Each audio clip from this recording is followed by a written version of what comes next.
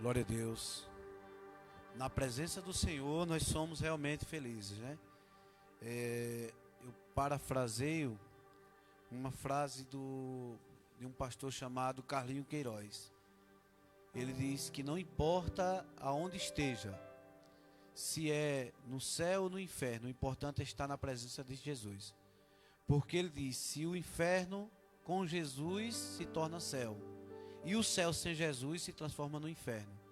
Porque a presença do Senhor é a coisa mais importante. A centralidade do Evangelho está em Cristo.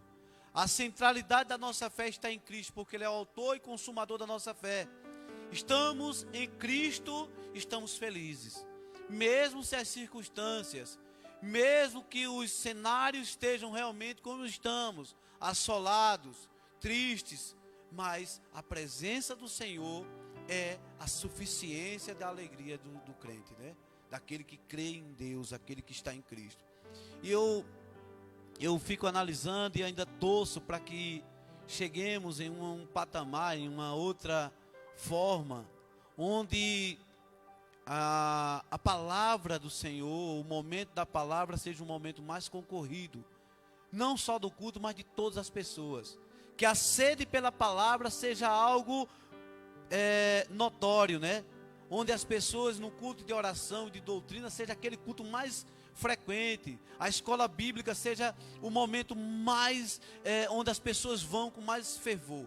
Eu torço por isso, porque eu tenho certeza que nesse momento vai ser o momento onde a igreja estará mais saudável espiritualmente, porque a palavra do Senhor é que nos fortalece. A palavra do Senhor é que nos dá, realmente anima, né, a nossa fé, nos dá motivação para louvar, nos dá motivação para pregar, nos dá motivação para orar. Toda motivação vem pela fé, e a fé que é adquirida na palavra do Senhor. Então eu tenho certeza, eu ainda creio nesse momento que a igreja, né, pelo menos aqueles que são de Cristo, aqueles que estão realmente presos, porque a palavra e o Senhor Jesus é um só. Então muitas vezes as pessoas querem buscar, não tenho nada contra, né, a dança, o louvor, os instrumentos, a arte, não tenho nada contra, pode ficar tranquilo, eu gosto muito disso. Mas eu acho que o mais importante, às vezes as pessoas ficam dizendo, não, o momento mais importante é todo o culto. Eu sei que o momento mais importante é todo o culto. Agora o momento mais importante para mim é a palavra. Porque o momento da palavra é o momento onde Deus realmente a gente tem que parar para ouvir, para não cometer erros, para crescermos espiritualmente. Porque crescer na graça e no conhecimento do Senhor não é à toa. Jesus, a palavra de Deus não diz que a gente ia crescer com os louvores, a gente pode crescer, mas o crescimento realmente verdadeiro é quando nós nos alimentamos daquilo que é sólido, né? Às vezes a gente vê pessoas que sabem louvar, louvam o Senhor, e às vezes eu lembro-me numa época onde estava uma música muito famosa, e eu morava numa rua daqui de Arapiraca, que é um pouco famosa, né? Tem alguns bares, e eu passava na frente daqueles bares e aquela música religiosa, né, que ela entra na minha casa, entra na minha vida, estava tocando naqueles bares. As pessoas, para louvar, eles louvam. É bonita, a música toca o coração, realmente eles louvam. Mas realmente é um local, não é um local perfeito. Mas o momento onde a gente vai realmente crescer e não vai ficar, né, levado por nenhum vento de doutrina, é o momento da palavra. Então eu acredito, eu creio, tenho certeza que a igreja ainda vai chegar nesse momento, onde nós vamos estar brigando, né? Brigando no bom sentido, para ocupar os primeiros lugares, para prestar atenção na palavra, para estar ligado na palavra, porque a palavra de Deus, ela tem esse poder, porque a palavra de Deus e o próprio Cristo é um só, como ele mesmo falou. Vamos à palavra, né? Vamos falar dele, que é a centralidade de tudo isso, que é o próprio Jesus. E eu quero que os irmãos abram suas Bíblias no livro de Mateus, no capítulo 15, versículo 1 em diante. Tem algumas porções, né, a porção da palavra do Senhor, que são muito significativas para cada um.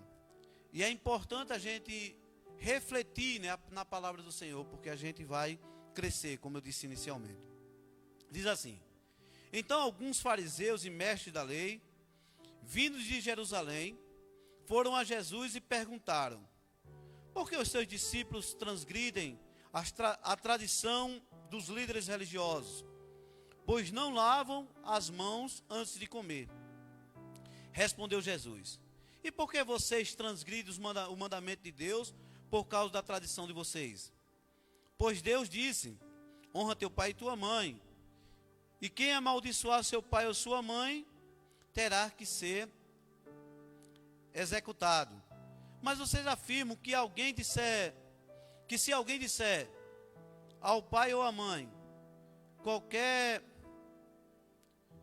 ajuda que eu poderia lhe dar, já dediquei a Deus como oferta, não está mais obrigado a sustentar seu pai dessa forma. Assim, por causa das tradições, vocês anulam a palavra de Deus. Hipócritas, bem profetizou Isaías acerca de vocês, dizendo: este povo me honra com seus lábios, mas o seu coração está longe de mim. Em vão me adoram, seus ensinamentos que entra pela boca não torna um homem puro, mas o que sai de sua boca, isto o torna impuro. Amém? Eu quero frisar justamente esse último versículo, o versículo 11, onde Jesus chama a multidão e diz: olha, o que entra pela boca não torna um homem puro, mas o que sai, a produção daquilo que nós pensamos, daquilo que nós refletimos, daquilo que estamos produzindo todos os dias. Essa produção humana, é isso que contamina o homem. E é interessante, porque aqui você vê os fariseus e os mestres da lei. Mestres da lei, aqueles que realmente tinham conhecimento da palavra, da lei de Deus, eles tinham conhecimento. E é interessante, se você for analisar todo esse cenário, aonde estava Cristo naquele momento. Ele estava na cidade chamada Genezaré, cercado pelo mar da Galileia, tinha enfrentado vários problemas, né? Que a igreja, eu digo que a igreja do Senhor, ela é cheia de problemas. E aqui o Senhor estava enfrentando vários problemas. Ele, primeiro, aquela passagem lindíssima, né? Quando a gente vê que Jesus andou sobre o mar. Jesus multiplicou aqui, aquela primeira multiplicação dos pães e dos peixes, né? Para aquela multidão. E Jesus estava realmente fazendo a obra, mas ele estava bem distante de Jerusalém. Jerusalém estava a cerca de 190 quilômetros de Genezaré. E olha como é interessante, se nós hoje sairmos daqui com um carro popular 1.0 e for andar 190 quilômetros, a gente vai gastar cerca de 2 horas e meia. Estrada boa, 2 horas e meia. E aquele povo, aqueles judeus, eu estava vendo no mapa, né, que eu acho que é interessante, o Google ele dá essa informação. Aqueles judeus, eles saíram de Jerusalém, os fariseus e os mestres da lei, saíram de Jerusalém e foram para Jerusalém, para Genezaré. De Jerusalém para Genezaré, em tempos diferentes. Há 2000 anos atrás, onde não tinha estradas tão perfeitas como hoje. Se hoje na estrada normal a gente gasta 1 dia e 10 horas andando, para andar 190 quilômetros, 1 dia e 10 horas sem parar. Quantos dias eles andaram para poder chegar de Jerusalém até lá? Para questionar Jesus. Porque os seus discípulos estavam comendo milho ou comendo qualquer outra coisa sem lavar a mão. Olha que loucura! Que loucura as pessoas andarem tanto tempo. Jesus estava aqui no deserto, uma cidade que era do deserto, próximo ao mar. Mas aí é um deserto onde não produzia, né? Não produzia nenhuma plantação nem nada, mas aquela cidade, a característica dela era deserto. E eles andarem esse tempo todinho, porque eu acredito que foi mais de 2 dias, 3 dias para andar, que era em outro cenário, outra forma diferente. Hoje tem asfalto lá, tem tudo, dá para andar, e é 1 dia e 10 horas. Imagina naquela época, enfrentando tudo para questionar, porque os discípulos dele não lavavam a mão antes de comer. Olha como a cegueira da religião faz a gente. E Jesus falou, disse, meu filho, então vocês estão totalmente errados. Porque vocês estão preocupados, porque não lavam as mãos. Mas vocês estão pegando um mandamento da lei do Senhor, que diz que você tem que honrar pai e mãe. Honrar pai e mãe, vocês dizem, vocês subvertem, desfazem o mandamento, porque você diz, não, se você cumprir o mandamento de levar a oferta para o templo, você está desobrigado ao mandamento que Deus deu. Então disse, olha, vocês estão totalmente errados. E aqui eles estavam falando. E Jesus chegou numa coisa bem importante. Um momento crucial que eu digo que é uma das bases do Evangelho. Que é o momento onde ele diz, olha, o que vai contaminar o homem não é o que vai entrar no coração, não é o que entra na boca do coração, na boca do homem, mas é o que entra no coração do homem. E entrando no coração do homem, vai produzir todo o mal. E quando você fala, quando você anda, quando você persegue, quando você faz coisas erradas, é isso a produção do mal. E se você for analisar essa classe dos fariseus, os fariseus, eles planejaram a morte de Cristo. Os fariseus, eles planejaram a morte do Senhor. E às vezes a gente fica analisando, quantas pessoas estão planejando a morte dos outros? Quantas pessoas estão matando o outro no seu coração?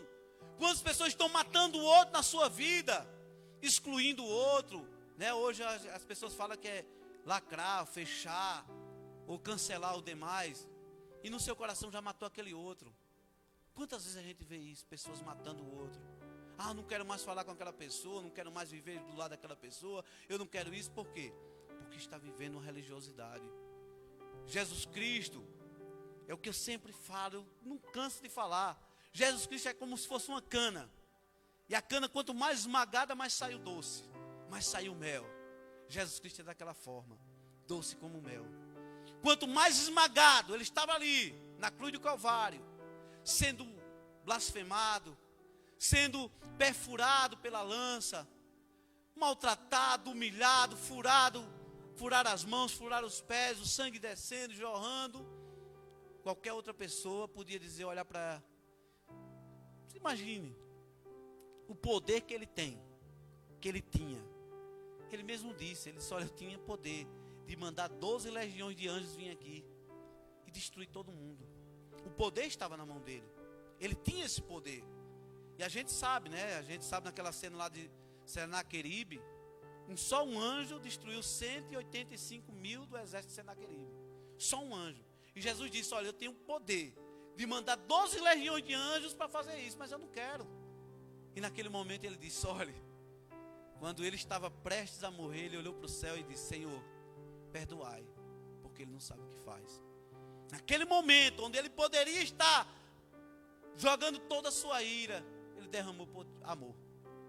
Então imagine, por quê? Porque ele se alimentou do amor, se alimentou de coisas boas. E às vezes eu faço essa reflexão. Por que estamos tão maus? Por que a sociedade está produzindo tanto mal? Por que nossas igrejas estão produzindo tanto mal? Muitas vezes por isso. Porque não estamos alimentando das coisas certas. Eu li no inicial, na palavra devocional, o que Salomão estava falando. Dizendo que se a gente tivesse de guardar qualquer coisa que a gente pudesse guardar, a prioridade para a gente guardar seria o nosso coração. Guardar, blindar o coração. Blindar o coração, por quê? Porque blindando o coração, colocando coisas boas no coração, assim como Paulo disse, o que é puro, o que é perfeito, o que é amável, colocar coisas boas no nosso coração, aí com certeza a gente vai produzir coisa boa, porque vem de dentro para fora. Toda a produção humana vem de dentro para fora, não é de fora para dentro. Aqui os fariseus estavam olhando o exterior, porque eles queriam pelo exterior. Vocês lembram daquela passagem entre o fariseu e o publicano, né? A Bíblia fala muito bem que o fariseu estava batendo no peito, dizendo que era bom. Ah, eu oro 3 vezes, eu jejuo 3 vezes por semana, eu dou o dízimo de tudo que eu tenho, de tudo que eu faço eu dou o dízimo. Senhor, eu sou justo, olha como eu sou bom. E chegou o publicano lá, não disse, olha, Senhor, eu não sou digno nem de levantar os olhos para o céu, porque eu sou tão mau. E disse, olha, Senhor, mas me perdoa, porque eu sou falho. sou fraco. Aí o Senhor Jesus foi bem claro. Quem é que saiu justificado? Foi o publicano ou foi o fariseu? Foi o publicano. Porque reconheceu a sua pequenez. Reconheceu que ele não era suficiente. Que ele só tinha suficiência em Deus. E nós só temos essa suficiência e foi em Cristo. Nós só preenchemos o nosso vazio em Cristo. Em Jesus, Ele é a centralidade da nossa vida. É a centralidade do Evangelho, é a centralidade de tudo. Está em Cristo. A nossa produção só vai estar perfeita. A igreja de Deus só vai produzir obras dignas de louvor se estiver centrado em Cristo. Se estiver centrado em normas humanas, em coisas pequenas, em comportamentos. Como a gente vê a igreja preocupada em comportamento.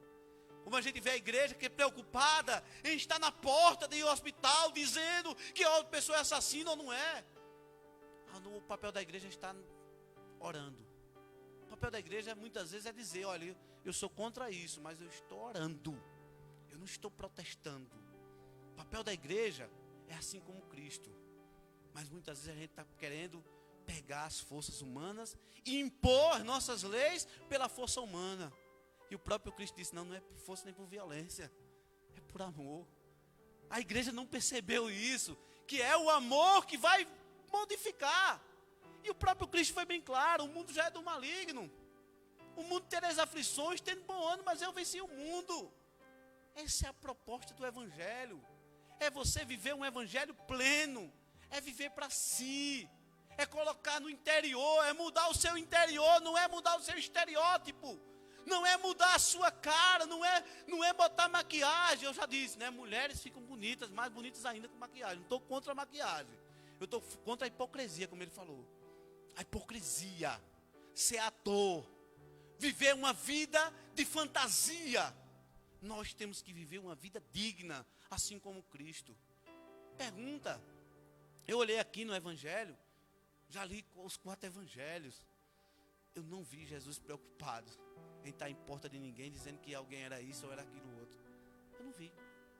Eu vi Jesus preocupado com seus discípulos, preocupado mostrando o Evangelho e mostrando que nele o Espírito Santo vai fazer a produção. Mas muitas vezes a igreja quer tomar o papel do Espírito Santo, quer fazer briga, quer brigar, quer matar. E a produção da morte aqui, como ele diz aqui, no próprio capítulo 15. Olha a produção humana aqui. Olha aqui. Versículo 19. Pois do coração saem os maus pensamentos. Do coração saem os homicídios, os adultérios, as imoralidades sexuais, os roubos, os falsos testemunhos e as calúnias. É a produção que a gente faz, o que a gente coloca para dentro. O que a gente coloca para dentro. O que é que estamos colocando para dentro do nosso coração? E às vezes eu pergunto, por que essa sociedade, a nossa sociedade está tão com falta de empatia, né? Despreocupado com a morte do outro. A gente sabe aí, 127 mil pessoas morreram por conta de uma doença. E as pessoas não estão nem aí. Esse final de semana foi histórico. Todas as praias lotadas, todos os hotéis lotados, todos os restaurantes lotados, as pessoas despreocupadas. E nós somos a segunda maior nação onde morre mais gente. E se você for fazer o cálculo, os Estados Unidos tem 300 milhões de habitantes, o Brasil tem 210 milhões. Só fazer o cálculo, simplesinho. Então, em números reais, nós somos a segunda maior nação, a primeira nação que mais morre, em números reais. E qual é a nossa preocupação com o próximo? Nenhuma. É como qualquer um morreu. Eu perdi meus amigos, eu perdi colegas, muitas pessoas perderam parentes, e é uma dor tremenda. Mas aí as pessoas não estão preocupadas. Por quê? Porque estão se alimentando de maldade. Nós passamos anos e anos ouvindo programas policiais, e isso se tornou natural. A morte, a maldade humana está se tornando natural. E a gente começou a naturalizar. Paulo fala isso aí como cauterização do coração. Os nossos corações, a nossa mente ficou cauterizada. E a nossa população não está nem aí. Tem um outro nome, acho que é apatia, né? Quando você não tem a empatia. A população está apática. Está nem aí. Hoje eu fui para o centro de carro. Absurdo. Um absurdo. Eu achei que a população, depois dessa pandemia, nós estaríamos mais preocupados com a vida humana. E com a própria vida. Valorizando mais a sua vida. Mas hoje eu vi tanta barbaridade. As motos fazendo zigue-zague, os carros querem passar um em cima do outro. As pessoas estão nem aí, estão preocupadas de nada, aglomeração. Então nós temos que fazer uma reflexão muito alta. O que é que estamos produzindo? Por que estamos produzindo tanto mal? Por que a população está produzindo tanto mal? Agora, o que mais eu até entendo, que o inimigo, o mundo já é do maligno. Mas eu pergunto, por que a igreja está tão empática ou apática? Pouca empática. Por que a igreja não está lutando contra isso? As igrejas, estou falando da igreja invisível, a igreja universal, a que vai subir ao céu. Por que nós não estamos protestando contra isso? Por que não estamos preocupados contra isso? Por quê? Porque estamos faltando a lição de casa. Estamos produzindo coisas más, porque estamos comendo coisas ruins. Nós estamos preocupados em mais questões, como eu disse, moral. Estamos preocupados se um casa com um, outro casa com o outro, esse aquilo outro, e a gente está despreocupando, tirando a preocupação na palavra de Deus. Até o próprio evangelho, eu vi muitas vezes pessoas ensinando o evangelho aos evangélicos. Olha, o teu Cristo não diz tal coisa. Pessoas que até, o teu Cristo diz isso, por que tu está fazendo isso? O teu Cristo diz que você não deve estar querendo matar as pessoas, não. E por que você está querendo matar pessoas? Por quê? Porque isso é o evangelho. A gente não está vivendo o evangelho. Eu falei aqui um dia, e eu acho interessante, sobre a parábola da mosca no perfume. Qualquer coisa que a gente acrescentar no evangelho, a gente transforma a graça de Deus em uma desgraça. O evangelho, a centralidade é Cristo, é Jesus. Se a gente colocar o mais, tirar alguma coisa da graça, tentar colocar a lei, tentar colocar normas humanas, tentar colocar que você, como diz aqui o próprio Cristo, né? Sobre essa questão aqui, que ele fala, falsos testemunhos, calúnias, ou tentar colocar qualquer outra coisa que não seja o evangelho, vai apodrecer aquilo ali. O evangelho é puro. Isso é puro se for centralizado em Cristo. Jesus Cristo é a centralidade do evangelho. A graça de Deus é a centralidade do evangelho. Temos que estar centrado em Cristo, centrado no evangelho. Isso sim será a transformação. Se nós vermos a palavra de Deus, alimentarmos da palavra de Deus, não se alimentar de coisas humanas. A gente não está preocupado em quem vai ser presidente A, presidente B. O nosso reino não é daqui não. O nosso reino não é daqui não. Nós não podemos estar preocupados nisso. A gente tem que estar preocupado com o céu.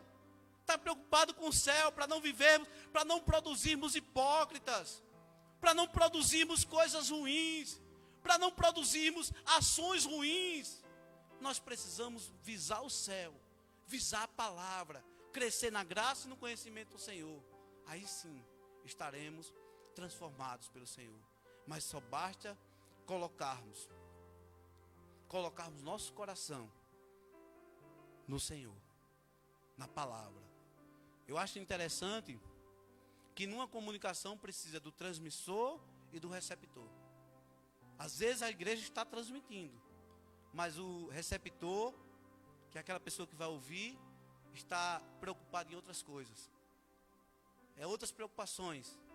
São várias outras preocupações, menos a preocupação da centralidade do evangelho. Quando vai ler a palavra de Deus, já está preocupada em defender ponto A, ponto B, ponto C, ponto D. Não, meu filho, é evangelho. Você não precisa defender nada, você só defende o evangelho. Viva o evangelho, coloca no seu coração, transforma o seu interior, que o exterior vem tranquilamente.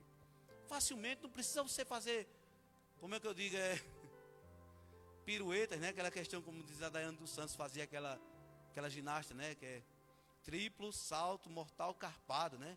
Para tentar defender um argumento que não tem argumento. Vida humana importa, sim. Todas as vidas humanas importam. 127 mil pessoas mortas importam. E a igreja está chorando por essas famílias que estão perdendo. A igreja também está perdendo pessoas. A família da igreja também está perdendo pessoas que morreram por vítima dessa pandemia. Mas também a gente está preocupado no evangelho, em transformar a vida das pessoas. E a gente vai ser transformado pelo evangelho. Jesus Cristo garantiu isso. Porque é aquilo que vai transformar. O evangelho que entra no seu coração. Né? Como diz Salomão. De tudo que se deve guardar. Guarda o teu coração. Porque ele depende dele, do coração, da mente. Depende de todas as saídas da vida.